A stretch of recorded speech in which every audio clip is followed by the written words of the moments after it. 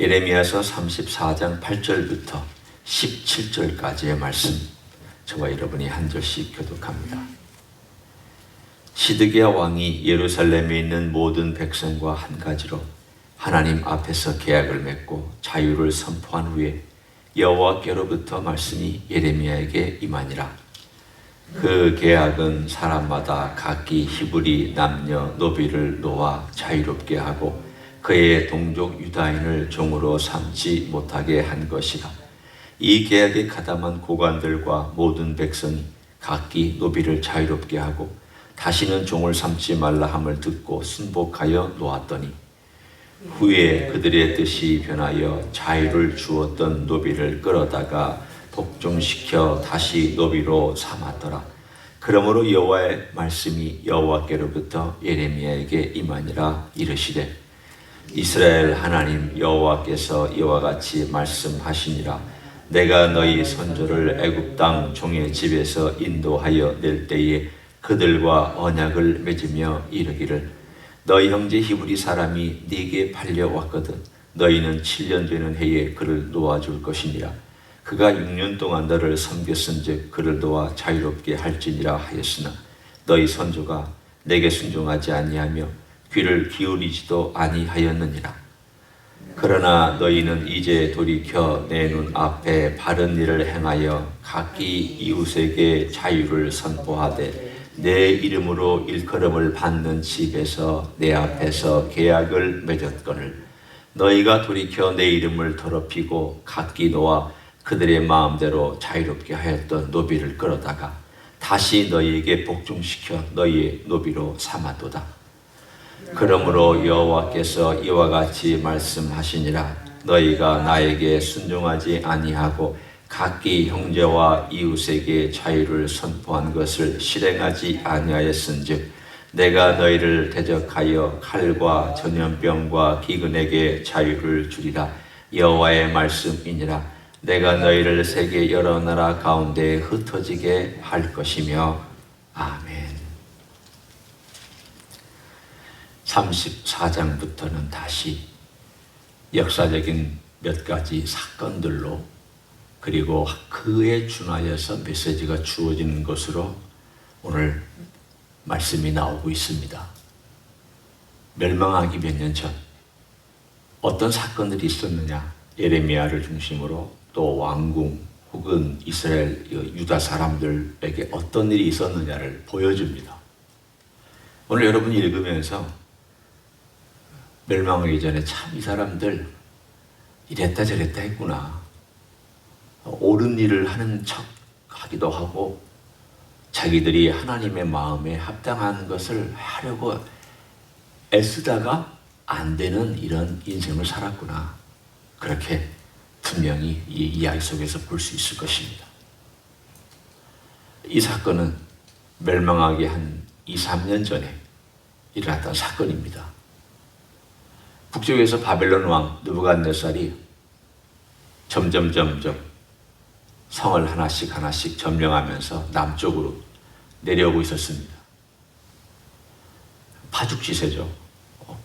그 성이 함락되는 정도가 아니라 그냥 쭉쭉쭉 밀고 내려오는, 워낙 강력한 군대니까. 이제 성이 한 2개, 그리고 예루살렘 한 2-3개만 남아있는 그런 상황 속에서 예루살렘에 있는 왕과 그리고 지도자들이 화급해졌습니다. 이러다가 예루살렘 망하겠다. 그래서 시드기야가 한 가지 제안을 합니다.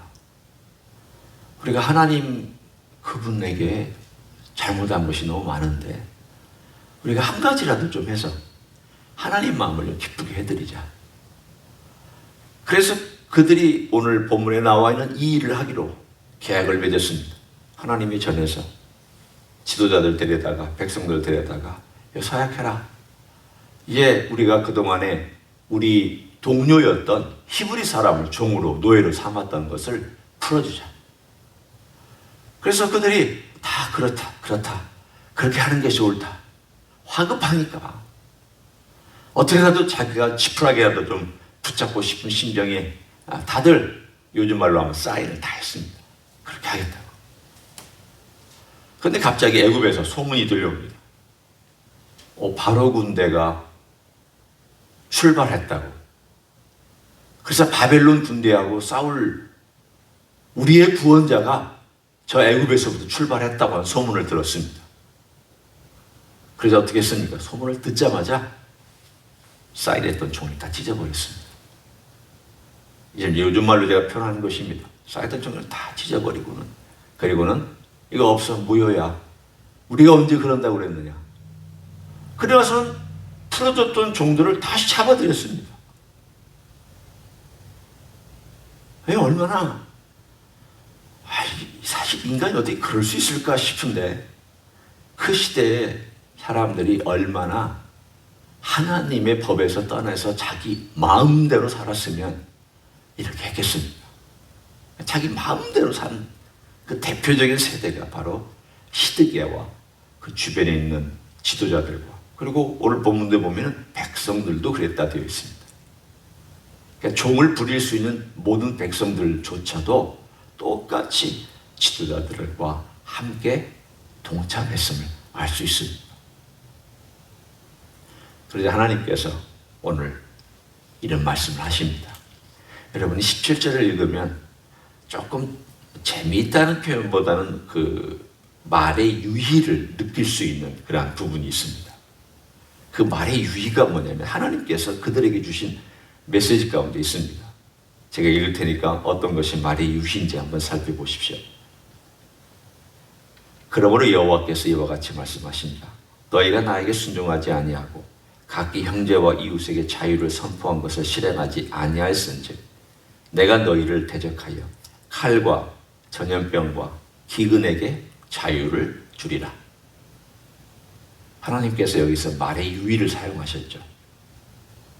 너희가 자유를 너희 동료들에게 주었다가 뺏어갔기 때문에 내가 그 빼앗긴 자유를 칼과 기근과 전염병에게 주겠다, 그 뜻이에요. 그 자유를 칼과 기근과 전염병에게 내가 주어서 칼이 자기 자유롭게 활동하고 전염병이 자유롭게 활동하고 기근이 자유롭게 활동하도록 내가 그렇게 하겠다. 자, 한번 살펴보십시오. 칼이 마음대로 행하면 어떻게 됩니까? 칼은 눈이 없습니다. 아무나 죽일 것입니다. 바벨론 군대가 쳐들어와서 아무나. 전염병, 눈이 없습니다. 기근, 눈이 없습니다. 오늘 하나님 아버지 앞에서 이들이 행하였던 일이 얼마나 가증스러운 일인지 하나님께서 속이 얼마나 상하셨습니다. 얼마나 속이 상하셨으면 이런 말씀을 하시겠습니까? 흉내라든지 말이죠. 내 눈앞에서 가증스럽게 의로운 척, 계약을 맺는 척, 나에게 순종하는 척, 그리고 나다가 자기에게 손해가 되고 뭔가 불리해지면 내가 언제 그랬어요? 내가 언제 순종한다고 그랬어요? 내가 언제 그렇게 약속했어요? 그리고는 다 뒤집어 버리고 자기 욕심대로 원하는 대로 자기 마음대로 자기 하고 싶은 대로 해버리고 있는 이 세대에 대하여 하나님께서 사실은 속상하고 분노하시고 어떻게 너희가 그럴 수 있느냐? 인간의 표현을 따지면 어떻게 네가 나한테 그럴 수 있느냐? 그것도 내 성전 앞에서 내 이름을 걸고 내 명예를 가지고 너희들이 그렇게 맹세를 해놓고는 어떻게 그럴 수가 있느냐? 하나님께서 얼마나 속이 상하셨어요. 너희들이 빼앗아간 자유 내가 칼에게 주고 전염병에 주고 기근에게 줄 것이다.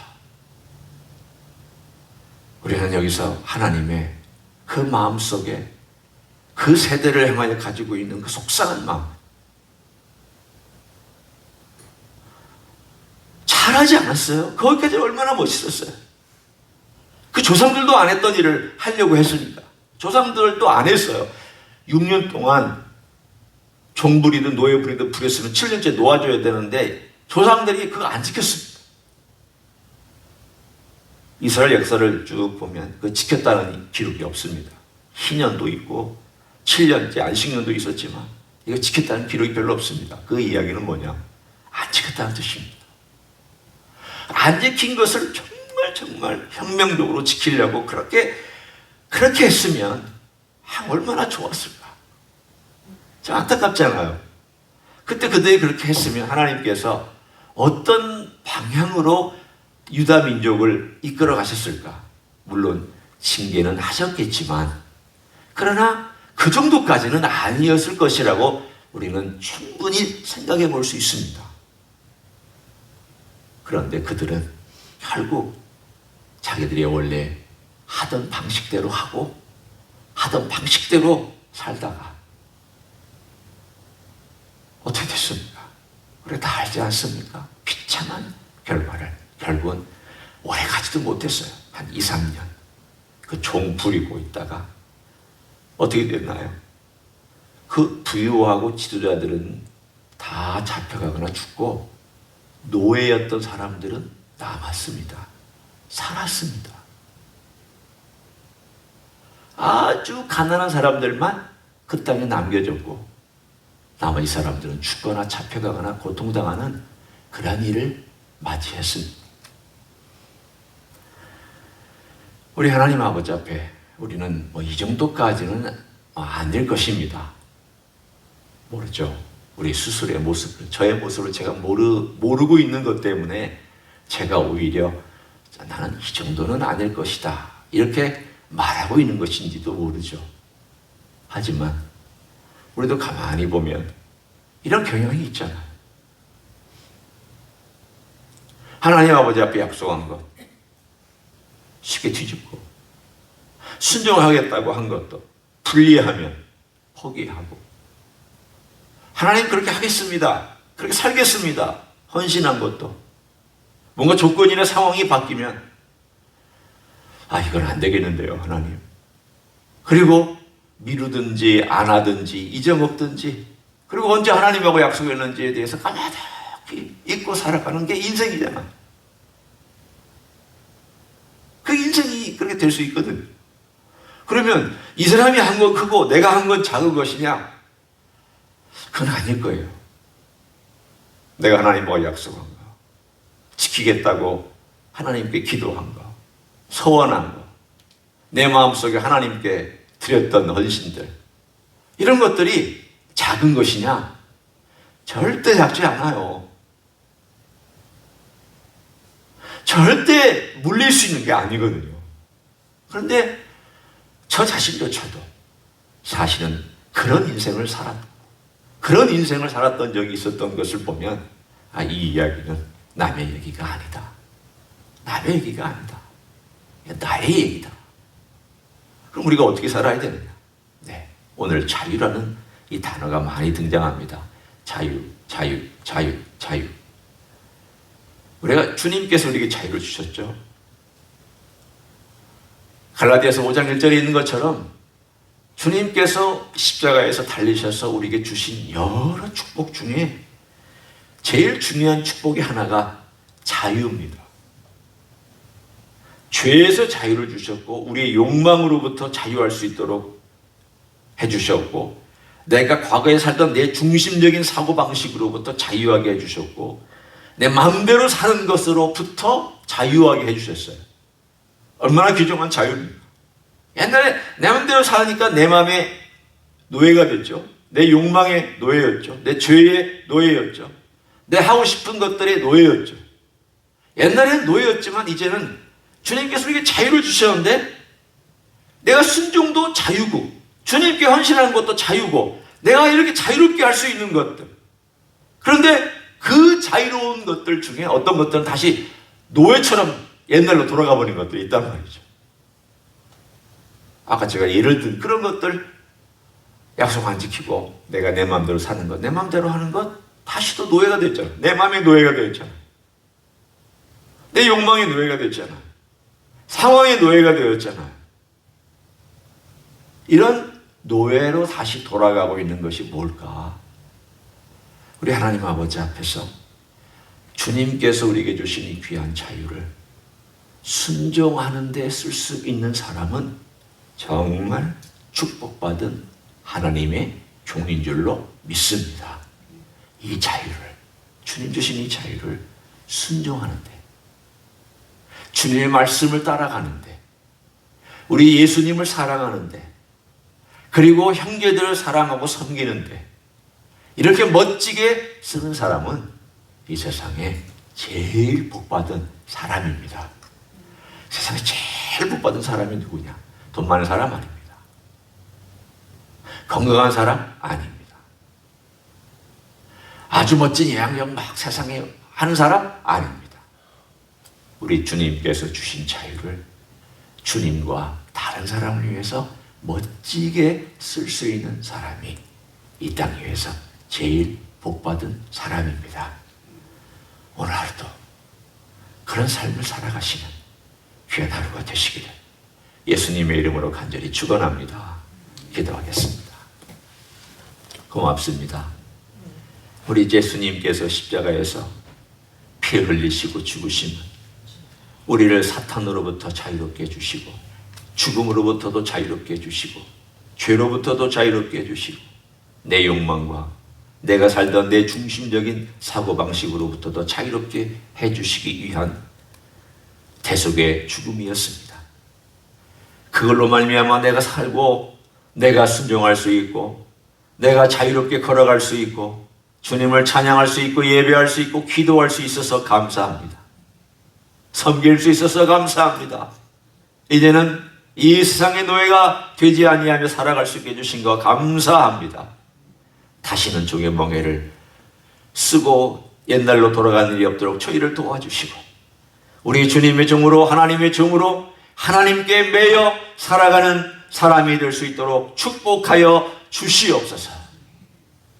이제는 우리 구주 예수 그리스도의 은혜와 하나님 아버지의 극진하신 사랑과 성령 하나님 교통하심의 역사가 이제는 세상의 종도 아니요 내 욕망의 종이 아니라 그리스도의 종으로 오늘도 살아가기를 소원하는 이 자리에 참여한 모든 종들 위에와